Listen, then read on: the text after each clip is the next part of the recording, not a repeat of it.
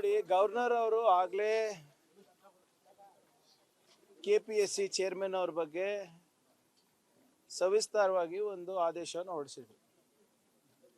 ಅವರಿಗೆ ಆ ಹುದ್ದೆನಲ್ಲಿ ಮುಂದುವರಿಸಬಾರ್ದಂತ ಆದೇಶ ಮಾಡಿದ್ರು. ಅದನ್ನ ಚಾಲೆಂಜ್ ಮಾಡಿ ಸೌಕಾರ್ ಅವರು ಕೋರ್ಟಿಗೆ ಹೋಗಿದ್ರು. ಕೋರ್ಟ್ ಅವರು ಬಹಳ ಸ್ಪಷ್ಟವಾಗಿ ಏನು ಹೇಳಿದ್ದಾರೆ ಅಂದ್ರೆ, ಗವರ್ನರ್ ಅವರು ಏನೇ ಆದೇಶ ನೀಡಿದ್ರು ಕೂಡ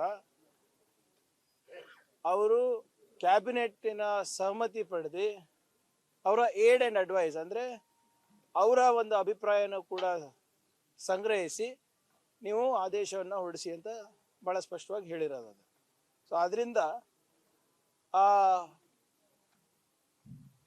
ನಮ್ಮ ಆದೇಶ ಏನಿತ್ತು ಗವರ್ನರ್ ಅವ್ರದ್ದು ಅದು ಹಿಂಪಡೆದಿದ್ದಾರೆ. ಇವತ್ತು ಕ್ಯಾಬಿನೆಟ್ನಲ್ಲಿ ಬರುತ್ತೆ. ಕ್ಯಾಬಿನೆಟ್ನಲ್ಲಿ ನಾವು ಸೂಕ್ತ ನಿರ್ಧಾರ ತಗೊಂಡು ಅದನ್ನ ಗವರ್ನರ್ ಅವ್ರಿಗೆ ಕನ್ವೆ ಮಾಡ್ತೀವಿ. ಅದಾದ್ಮೇಲೆ ಗವರ್ನರ್ ಏನ್ ನಿರ್ಧಾರ ತಗೋತಾರೆ ಅವ್ರ ವಿವೇಚನೆಗೆ ಬಿಟ್ಟಿರೋದು. ಬಿಜೆಪಿ ಅವರು ಜೆಡಿಎಸ್ ನವರು ಅಧಿವೇಶನ ನಡೆಯೋದಕ್ಕೆ ಬಿಡ್ತಾ ಇಲ್ಲ ಅನ್ನೋ ಒಂದು ವಿಚಾರ ನೋಡಿ, ಬಹಳ ಸ್ಪಷ್ಟವಾಗಿ ನಾವು ಮೊದಲನೇ ದಿನದಿಂದಾನು ಹೇಳ್ತಾ ಇದ್ದೀವಿ, ಚರ್ಚೆಗೆ ಬನ್ನಿ. ನಾಗೇಂದ್ರ ಅವ್ರ ಬಗ್ಗೆ ಇರ್ಬೋದು, CID ತನಿಖೆ ಬಗ್ಗೆ ಇರ್ಬೋದು, SIT ಬಗ್ಗೆ ಇರ್ಬೋದು, CBI ಚಾರ್ಜ್ ಶೀಟ್ ಬಗ್ಗೆ ಇರ್ಬೋದು, ED ಬಗ್ಗೆ ಇರ್ಬೋದು, we are ready to discuss. ಅವ್ರು ಬಂದ್ರ ಎಲ್ಲಿ ಎಲ್ಲಿ ಅವರ ಕುರ್ಚಿಗಳಿದೆ ಅಲ್ಲೇ ಎಂದನೇ ಪ್ರತಿಭಟನೆ ಮಾಡ್ತಾ ಇದ್ರು. ಯಾವ ನಿಯಮದಲ್ಲಿ ಪ್ರತಿಭಟನೆ ಮಾಡ್ತಾ ಇದ್ದಾರೆ? ನಾವೇನ್ ಹೇಳ್ತಾ ಇರೋದು, ಸ್ಪಷ್ಟತೆ ಕೊಡಿ ನಮ್ಗೆ. ನೀವು ಪ್ರತಿಭಟನೆ ಮಾಡ್ತಾ ಇದ್ರೆ ನೀವು ಬಾವಿನಲ್ಲಿ ಇರ್ಬೇಕು. ಅಲ್ಲಿ ನಿಂತು ನೀವು ದಿನ ಒದರಾಡೋದು ಚೀರಾಡೋದು ಮಾಡಕ್ಕಾಗಲ್ಲ ಅಂತ. ನಾವು ಚರ್ಚೆಗೆ ರೆಡಿ ಇದ್ವಿ. 3 ದಿನ ನೋಡಿದ್ವಿ. ಅವರು ಹಾಗೆ ಮುಂದುವರಿಸ್ತಾ ಇದ್ದಾಗ ನಾಗೇಂದ್ರ ಅವರು in interest of the house to be functioning ಅವರೇ ಒಂದು ಪ್ರೆಸ್ ಮೀಟ್ ಮಾಡಿದ್ರು, ಸವಿಸ್ತಾರವಾಗಿ ಎಲ್ಲ ಎಕ್ಸ್ಪ್ಲೇನ್ ಮಾಡಿದ್ರು. ಅದಾದ ನಂತರ ಸರ್ಕಾರದ ಪರವಾಗಿ ಮಾನ್ಯ ಉಪಮುಖ್ಯಮಂತ್ರಿಗಳು ಸ್ಪಷ್ಟವಾದಂತ ಸ್ಟೇಟ್ಮೆಂಟ್ ಸರ್ಕಾರದ ಪರವಾಗಿ ಮಾಡಿದ್ವಿ. ಇನ್ನೇನ್ ಬೇಕಂತೆ ಅವರಿಗೆ? ಚರ್ಚೆ. ಆ ಕಡೆ ಚರ್ಚೆಗೂ ರೆಡಿ ಇಲ್ಲ, ಈ ಕಡೆ ನಾವು ಸ್ಟೇಟ್ಮೆಂಟ್ ಮಾಡಿದ್ರು ಅದನ್ನು ಸ್ವೀಕಾರ ಮಾಡಕ್ ರೆಡಿ ಇಲ್ಲ.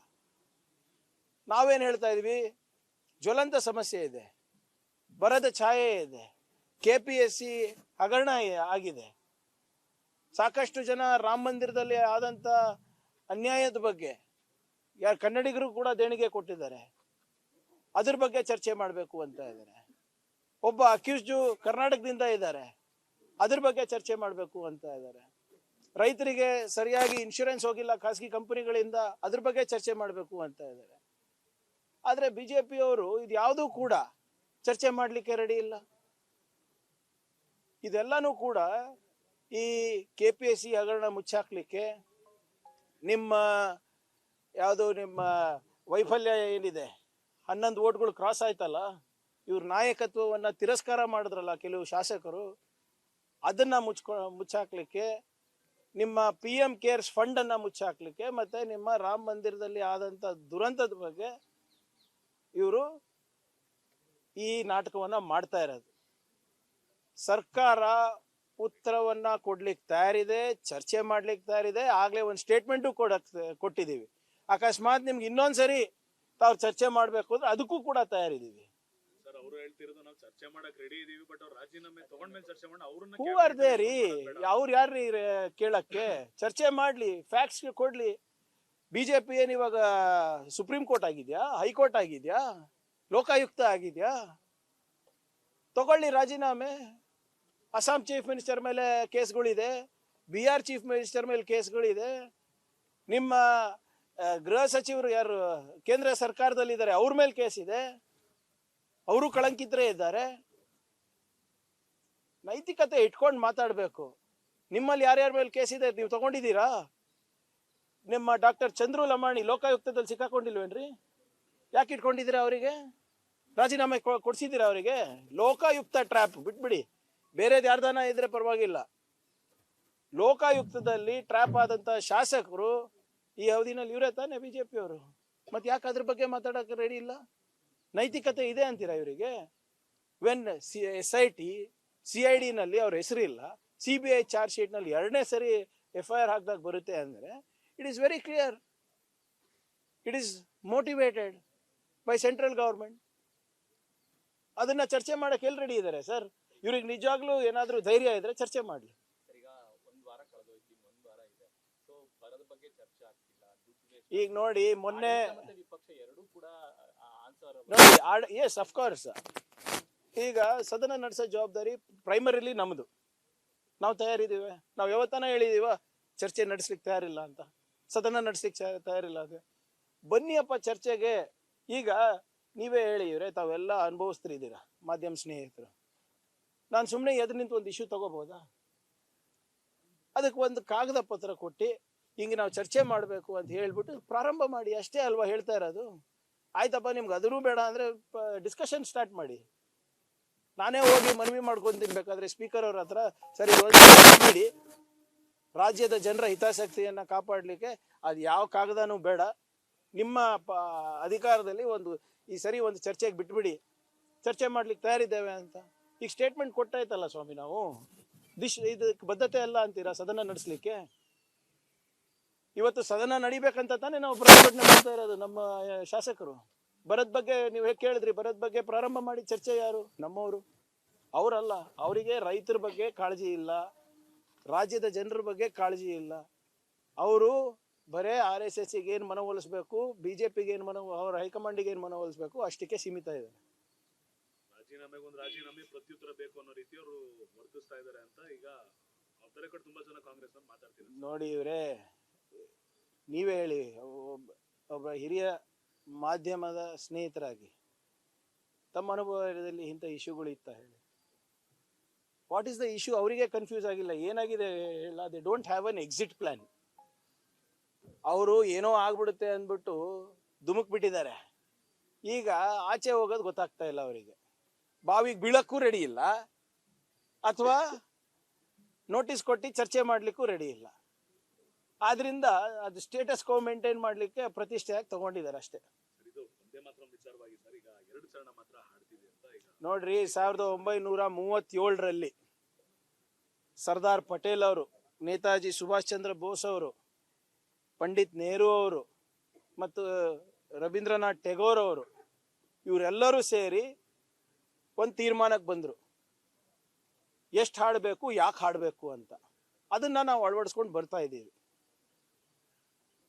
ಇವತ್ತು ಎಂದೂ ಇರಲಾರ್ದು ದೇಶ ಪ್ರೇಮ BJPಗೆ ಎಲ್ಲಿಂದ ಕರೆದು ಬರ್ತಾ ಇದೆ? ನಾನು ನಿಮ್ಮ ಹತ್ರ ನೀವು ನನಗೆ ಕೇಳ್ತಿರಲ್ಲ ಯಾವಾಗಲೂ, BJP ಅವ್ರ ಮುಂದೆ ಇದೇ ಮೈಕು ಇದೇ ಕ್ಯಾಮ್ರಾ ಇಟ್ಬಿಟ್ಟು ಒಂದೇ ಮಾತರಂ ಗೀತೆಯನ್ನ ಸಂಪೂರ್ಣವಾಗಿ ಹಾಡಕ್ಕೆ ಹೇಳಿ, ಅವ್ರಿಗೆ ಬರುತ್ತಾ ನಾನು ನೋಡ್ತೀನಿ. ಅಟ್ಲೀಸ್ಟ್ ಫಸ್ಟ್ 2 ಸ್ಟ್ಯಾನ್ಸಾ ಹಾಡಲಿ, ಲಾಸ್ಟ್ 2 ಸ್ಟ್ಯಾನ್ಸಾ ಬಂದಿಲ್ಲ ಆದ್ರೂ ಪರವಾಗಿಲ್ಲ, ಯಾಕಂದ್ರೆ ನನಗಂತೂ ಬರಲ್ಲ, ಲಾಸ್ಟ್ 2 ಅಂತೂ ನನಗೂ ಗೊತ್ತಿರಲಿಲ್ಲ. ಇತ್ತೀಚೆಗೆ ಸ್ಟಾರ್ಟ್ ಮಾಡಿರೋದು ಕಾನೂನಾತ್ಮಕವಾಗಿ. ನಾನು ಕೇಳ್ತಾ ಇರೋದು ಅವ್ರಿಗೆ ಬರುತ್ತಾ? ಆಮೇಲೆ ಇವ್ರಿಗೆ ಇಷ್ಟೇ ದೇಶಭಕ್ತಿ ಉಕ್ ಬರ್ತಾ ಇದ್ರೆ, ಹರಿತಾ ಇದ್ರೆ ಇವರಲ್ಲಿ, ಫಸ್ಟು RSS ಶಾಖೆಗಳಲ್ಲಿ ಅದು ಯಾವ್ದು ಸರ್ ಅವ್ರದ್ದು? ನಮಸ್ತೆ ಸದಾ ವತ್ಸಲೆ, ಅದು ಬಿಟ್ಟು ಒಂದೇ ಮಾತ್ರ ಮಾಡಕ್ ಸ್ಟಾರ್ಟ್ ಮಾಡ್ಲಿ. ಹಿಂಗೆ ಬಿಟ್ಟು ಕೈ ಜೋಡಿಸಿ ನಮ್ಮ ರಾಷ್ಟ್ರಧ್ವಜಕ್ಕೆ ನಮನವನ್ನು ಸಲ್ಲಿಸ್ಲಿ. ಅದಾದ್ಮೇಲೆ ನಮ್ಮ ಹತ್ರ ಬರಲಿ. ಇವ್ರು ಯಾರ್ರೀ? ದೇಶದ ಇತಿಹಾಸದಲ್ಲಿ ಏನ್ ಕೊಡುಗೆ ಇದೆ ಇವರು? ಸ್ವತಂತ್ರ ಹೋರಾಟದಲ್ಲಿ ಏನ್ ಮಾಡಿದ್ದಾರೆ? BJP ಅವ್ರು ಇರ್ಬೋದು, RSS ಅವ್ರು ಇರ್ಬೋದು. ನೀವು ಇಷ್ಟೆಲ್ಲ ಹೇಳ್ತಾ ಇದ್ದೀರಲ್ಲ, ಅಂದ್ರೆ ಇವ್ರ ಪ್ರಕಾರ ಸರ್ದಾರ್ ಪಟೇಲ್ ಅವರು, ನೇತಾಜಿ ಬೋಸ್ ಅವರು, ಪಂಡಿತ್ ನೆಹರು ಅವರು, ಟೆಗೋರ್ ಅವರು ಇವರು ದೇಶ ದ್ರೋಹಿಗಳ? ಇವ್ರು ತಾನೇ ತೀರ್ಮಾನ ಮಾಡಿದ್ದು, ಇವ್ರು ತಾನೇ ಹೇಳಿದ್ದು. ಅದನ್ನ ನಾವು ಒಂದು ಸಂಪ್ರದಾಯ ಮಾಡ್ಕೊಂಡು ಬರ್ತಾ ಇದ್ದೀವಿ. ಇವರಿಗೆ ಏನಾಗಿದೆ ಗೊತ್ತಾ? ಪೇಪರ್ ಲೀಕ್ ಬಗ್ಗೆ ಚರ್ಚೆ ಮಾಡ್ಲಿಕ್ಕೆ ಆಗ್ತಾ ಇಲ್ಲ. ಮೋದಿ ಅವರ ಏನು ಪಾಪ್ಯುಲಾರಿಟಿ ಕಮ್ಮಿ ಆಗ್ತಾ ಇದೆ, ಅದನ್ನ ಎದುರಿಸಕ್ ಆಗ್ತಾ ಇಲ್ಲ. ಏನಿವತ್ತು ಜೆನ್ಜಿ ಅವರು ಬಂದು ಪ್ರತಿಭಟನೆ ಮಾಡ್ತಾ ಇದ್ದಾರೆ, ಅದಕ್ಕೆ ಉತ್ತರ ಇಲ್ಲ. PM ಕೇರ್ಸ್ ಫಂಡ್ ಅಲ್ಲಿ ಏನು ಭ್ರಷ್ಟಾಚಾರ ಆಗಿದೆ, ಚಂದಾ ಚೋರಿ ಅಯೋಧ್ಯ ಮಂದಿರದಲ್ಲಿ ಆಗಿದೆ, ಅದನ್ನ ಎದುರಿಸಕ್ ಆಗ್ತಾ ಇಲ್ಲ. ಇವತ್ತು ವಿದೇಶಾಂಗ ನೀತಿಯಿಂದ ಇವತ್ತು ನಮ್ಮ ರೈತರಿಗೆ ಏನು ಹೊಡ್ತಾ ಬರ್ತಾ ಇದೆ ಈ ಟ್ರಂಪ್ ಅವರು ಮತ್ತೆ ಮೋದಿ ಅವ್ರ ದೋಸ್ತಿಯಿಂದ, ಅದ್ರ ಬಗ್ಗೆ ಉತ್ತರ ಇಲ್ಲ. ಇವೆಲ್ಲಾನು ಮುಚ್ಚಾಕ್ಲಿಕ್ಕೆ ಇವತ್ತು ಒಂದೇ ಮಾತ್ರ ಮುಂದೆ ತಂದಿದ್ದಾರೆ. ಯಾಕೆ ಇಲ್ಲ? ನಾನು ಕೇಳ್ತಾ ಇರೋದು, ಇದೇ ಕಾಳಜಿ ಅವರಿಗೆ ನಿರುದ್ಯೋಗ ಯುವಕರ ಬಗ್ಗೆ ಯಾಕಿಲ್ಲ? ಇದೇ ಕಾಳಜಿ ನಮ್ಮ ದೇಶದ ಆರ್ಥಿಕ ಪರಿಸ್ಥಿತಿ ಬಗ್ಗೆ ಯಾಕಿಲ್ಲ? ಇದೇ ಕಾಳಜಿ ಮಹಿಳೆಯರ ಸಂರಕ್ಷಣೆಗೆ ಯಾಕಿಲ್ಲ? ಮೋದಿ ಅವರ ಸ್ಲೋಗನ್ ಏನಿತ್ರಿ ನಿಮ್ಗೆ ನೆನಪಿದ್ಯಾ? ಒಂದು 5-6 ವರ್ಷದಿಂದ ಪೇಲೆ ದೇವಾಲಯ ಫಿರ್ ಶೌಚಾಲಯ. ಎಲ್ಲಪ್ಪ ದೇವಾಲಯ ಆಯ್ತಲ್ಲ, ಈಗ ಶೌಚಾಲಯ ಎಲ್ಲಿದೆ? ನಮ್ದು ಬಿಡಿ, ಉತ್ತರ ಪ್ರದೇಶದಲ್ಲಿ ಎಲ್ಲಿದೆ ತೋರಿಸ್ಬಿಡ್ಲಿ ಅವರು, ವಾರಣಾಸಿಗಳಲ್ಲಿ. ಸೊ ಇವೆಲ್ಲನೂ ಕೂಡ ಅಟೆನ್ಷನ್ ಡೈವರ್ಟಿಂಗ್ ಟ್ಯಾಕ್ಟಿಕ್ಸ್ ಇವ್ರದ್ದು ಮುಂಚೆಯಿಂದಾನು ಕೂಡ. ಈಗ ಇದಕ್ಕೆ ಅದಕ್ಕೆ ಏನ್ ಸಂಬಂಧ ಹೇಳಿ? ನಡ್ಕೊಂಡು ಈಗ 75 ವರ್ಷ ದೇಶ ನಡ್ಕೊಂಡು ಬಂದಿದೆ ಅಲ್ಲ ಸ್ವತಂತ್ರ ಬಂದಾದ್ಮೇಲೆ. ಇವೆರಡೇ ಚರಣದಲ್ಲಿ, ಇವೆರಡೇ ಸ್ಟ್ಯಾನ್ಸ ಮೇಲೆ ಬಂದಿದೆ ಅಲ್ಲ. ಸುಮ್ಮನೆ ಇವತ್ತು ಅವ್ರಿಗಂತೂ ಹಾಡಕ್ ಬರೋದಿಲ್ಲ, ಏನಿಲ್ಲ. ನೋಡೋಣ, ಕರ್ಸ್ರಿ ಅಪ್ಪ ಅವ್ರು ಯಾರು RSS ದವರಿಗೆ BJP ದವ್ರಿಗೆ ನೋಡೋಣ, ಫುಲ್ ನ್ಯಾಷನಲ್ ಸಾಂಗ್ ಹಾಡಕ್ ಆಗ್ತಾರ ವಿತೌಟ್ ಟೆಲಿಪ್ರಾಂಪ್ಟರ್. ಅಮಿತ್ ಶಾ ಅವರು ಮತ್ತೆ ಮೋದಿ ಅವರು ಹಾಡ್ಬಿಡ್ಲಿ, ತೋರಿಸಿ, ನಾನೇ ರಾಜೀನಾಮೆ ಕೊಡ್ತೀನಿ, ಫುಲ್ ಸಾಂಗ್. ಡ್ರಗ್ಸ್ ವಿಚಾರಕ್ಕೆ ಸ್ಪೆಷಲ್ ಇನ್ವೆಸ್ಟಿಗೇಷನ್ ಟೀಮ್ ಆಗಿರೋದ್ರಲ್ಲಿ ಸರ್ ಮಂಜುನಾಥ್ ರೆಡ್ಡಿ ಅಂತ ಒಬ್ರು ಹೆಲ್ತ್ ಡಿಪಾರ್ಟ್ಮೆಂಟ್ ಆಫೀಸರ್ ಅವ್ರ ಮೇಲೆ ಒಂದಿಷ್ಟು ಅಲಿಗೇಷನ್ಸ್ ಇದೆ. ನೋಡಿ, ನಾವು ಜಂಟಿಯಾಗಿ ಮಾಡ್ತಾ ಇರೋದು. ಈಗ ಮಂಜುನಾಥ್ ರೆಡ್ಡಿ ಅವರ ಹೆಸರು ಇರ್ಬೋದು, ಅಥವಾ ನಿಮ್ಮ ಆರೋಗ್ಯ ಇಲಾಖೆಯಲ್ಲಿ ಯಾರ ಅಧಿಕಾರಿಗಳ ಹೆಸರು ಕೊಟ್ಟಿರೋದು, ಅದು ಅವ್ರ ಡಿಪಾರ್ಟ್ಮೆಂಟಲ್ಲಿ, ಅವ್ರ ಡಿಪಾರ್ಟ್ಮೆಂಟಿಂದ ಬಂದಿರೋದು. ನಾವು ಅದನ್ನು ಬರೀ ಫಾಲೋ ಮಾಡ್ತಾ ಇರೋದು. ನಮ್ಮ ಡಿಪಾರ್ಟ್ಮೆಂಟಲ್ಲಿ ಯಾವ ಅಧಿಕಾರಿಗಳಿರೋದು ನಾನು ಭಾಳ ಸೂಕ್ಷ್ಮವಾಗಿ ಆಯ್ಕೆ ಮಾಡಿದ್ದೀನಿ. ಅದನ್ನು ಅವ್ರ ಮೇಲೆ ಅಲಿಗೇಷನ್ ಇರೋದು ನನಗೆ ಗೊತ್ತಿಲ್ಲ. UT ಖಾದರ್ ಅವರ ಗಮನಕ್ಕೆ ತಗೊಂಡು ಬರ್ತೀನಿ ನಾನು.